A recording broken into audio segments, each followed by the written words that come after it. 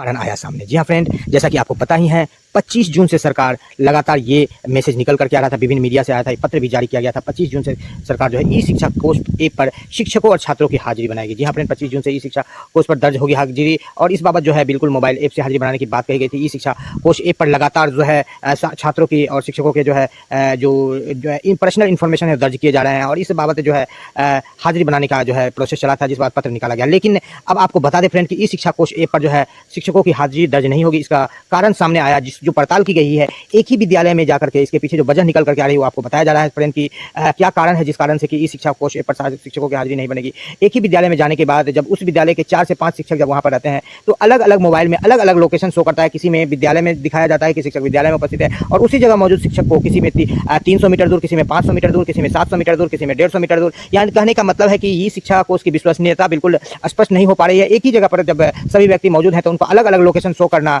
या एक ही जगह पर एक ही मोबाइल में फिर अलग अलग लोकेशन भी शो करने लगता है। ये भी दिक्कत है कि उसी मोबाइल में फिर 2 किलोमीटर दूर शो करने लगता है, फिर 5 किलोमीटर दूर, फिर विद्यालय में भी शो करने लगता है। इस तरह से जो है ई शिक्षा कोष ऐप अब अभी खुद पर जो है वो एक निश्चित मापदंड तैयार नहीं कर पा रहा है। दूसरा कारण जो निकल करके आ रहा है, अब बाढ़ का समय आ गया है और उत्तर भारत की सभी नदियां, गंगा कोसी सभी नदियां उफान पर आ रही है, और पहाड़ों पर वर्षा शुरू हो गया है, और कई सारे ऐसे विद्यालय हैं, और उत्तर बिहार का पूरा ऐसा क्षेत्र है जो बाढ़ प्रभावित है, और कई ऐसे क्षेत्र है जो बाढ़ के समय में जहाँ पर कि टावर ठीक ढंग से कार्य नहीं करता है, और ऐसे स्थिति में जो है नेटवर्क की भी समस्या जो है एक बड़ी कारण बन रही है, जो कि ई शिक्षा कोष एक पर जब भी हाजिरी बनेगी जब तक कि वहाँ पर तगड़ा नेटवर्क नहीं रहेगा। इस बाबत तीसरी समस्या यह निकल करके आ रही है, जो शिक्षकों के पास बहुत ऐसे शिक्षक हैं जिनके पास जो है स्मार्टफोन नहीं है, या स्मार्टफोन ऑपरेट करना सही ढंग से नहीं आता है। इस बाबत जो शिक्षकों की अभी कोई खास ट्रेनिंग भी नहीं की गई है कि ई शिक्षा कोष एक पर किस तरह से हाजिरी बनाया जाए। पूर्व में भी एक बार प्रयास किया गया था के पाठक के रीजन में, जो कि बिल्कुल असफल हुई, और इस बार भी जो कारण आपको बताया जा रहा है अब तक उस कारण को समाप्त नहीं किया जा सका है। और आपको बता दें फ्रेंड कि ई शिक्षा कोष पर हाजिरी नहीं बनेगी, और बिल्कुल ये व्यवस्था फ्लॉप हो जाएगी, समाप्त हो जाएगी, और जो पूर्व व्यवस्था चल रही थी वही चलेगी। सरकार को यदि ई शिक्षा कोष पर हाजिरी बनाना है तो बिल्कुल अभी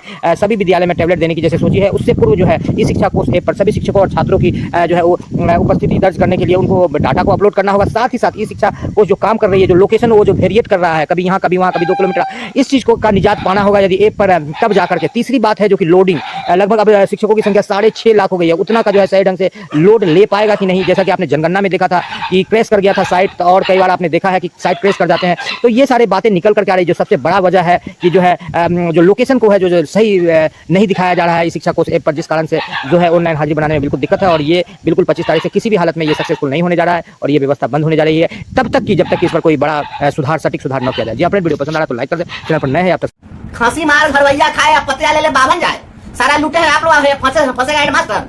ये पहले मुंह दिखाई होता है कि ब्याह के बाद मुंह दिखाई होता है, ये ना बताइए।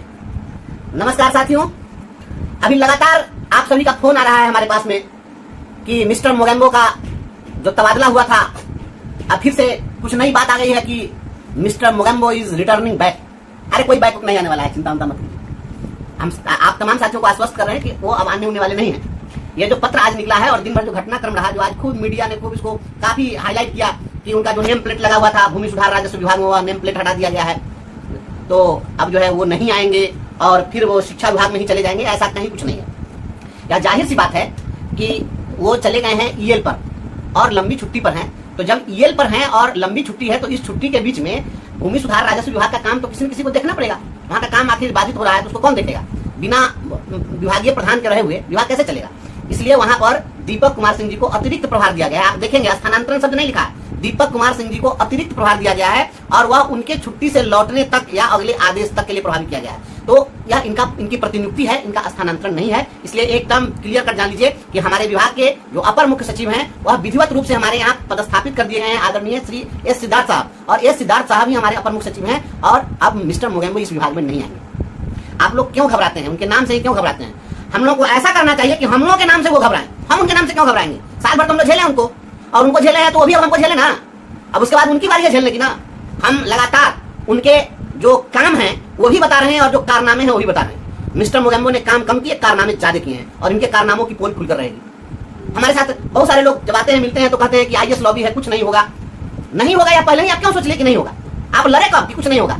लड़िएगा नहीं, सच्चाई को आगे लाने के लिए प्रयास करिएगा नहीं, और पहले ही हार मान लीजिएगा। और जो लड़ने वाला व्यक्ति है उसको हतोत्साहित करिएगा। हमारे बहुत सारे साथी लोग, मैं देखता था कि जब वीडियो को डालते थे, कुछ जब हम लिखते थे तो हमारे बहुत सारे साथी ऐसे थे, उस पर लिख देते थे कि आप चिचियाते रहिए, कुछ नहीं होगा। अरे इसी चिचियाने का फल है कि मिस्टर मोगेम्बो भागे विभाग से। हमने अगर हल्ला नहीं किया होता, हम अगर जोर जोर से आवाज नहीं उठाए होते, तो वे ईमानदारी के चोला पहनकर जो घोटाले का जो ये ताना बाना जो बुने हुए थे, इनके ये घोटालों का जो ये महल था, ये ध्वस्त नहीं होता। ये हमारे हल्ला करने का ही परिणाम है। और जब हमने आवाज उठाई तो आज पूरे बिहार के कोने कोने से आवाज आ रही है। और हमें खुशी है, मैं आपको बता दूं कि एस सिद्धार्थ साहब जी ने जो वो कुछ मोबाइल नंबर जो जारी किए हैं, किस पर आप शिकायत दर्ज कर सकते हैं, आप विभाग में पता कर लीजिए। विभाग में क्या हुआ है, वो सारा हैंग कर गया मोबाइल। इतना कंप्लेन आ गया पूरे राज्य से। और हम वीडियो के माध्यम से आप लोगों से आग्रह करें कि अधिक से अधिक कंप्लेंट डलवाइए। आज मुजफ्फरपुर में डीएम साहब समीक्षा बैठक किए हैं और समीक्षा बैठक करके हर ब्लॉक के लिए जांच टीम बनाए अलग अलग। पहले से एक टीम बनी थी, वो टीम बहुत अच्छा काम नहीं कर सकी। अब डीएम साहब ने फिर एक टीम बना दी है। और जब टीम बनी है तो देखिए डीओ साहब की बेचैनी बढ़ गई है। अब डीओ साहब ने डीपीओ साहब को कहा कि डीपीओ एसएसए से एक चिट्ठी निकलवाई है कि सारे हेडमास्टर जितने भी काम हुए हैं उसका वो फाइल तैयार करके फोटो खींचकर फोटो के पीछे अपना दस्तखत करके सब रखेंगे। ये डीओ साहब लुटेरों के सरगना, आप बताइए कि पहले भुगतान होता है कि पहले रिकॉर्ड बनता है? जब आपने काम कराया, आधा अधूरा काम करवाया, घटिया काम करवाया, पूरा लुटवा दिया, अब पैसा पेमेंट कर दिया, उसके बाद आप संचिका बनवा रहे हैं। हाईकोर्ट में हम बुलाएंगे आपको, हाईकोर्ट में बुला करके और कोर्ट में पूछवाएंगे कि पहले मुंह दिखाई होता है कि ब्याह के बाद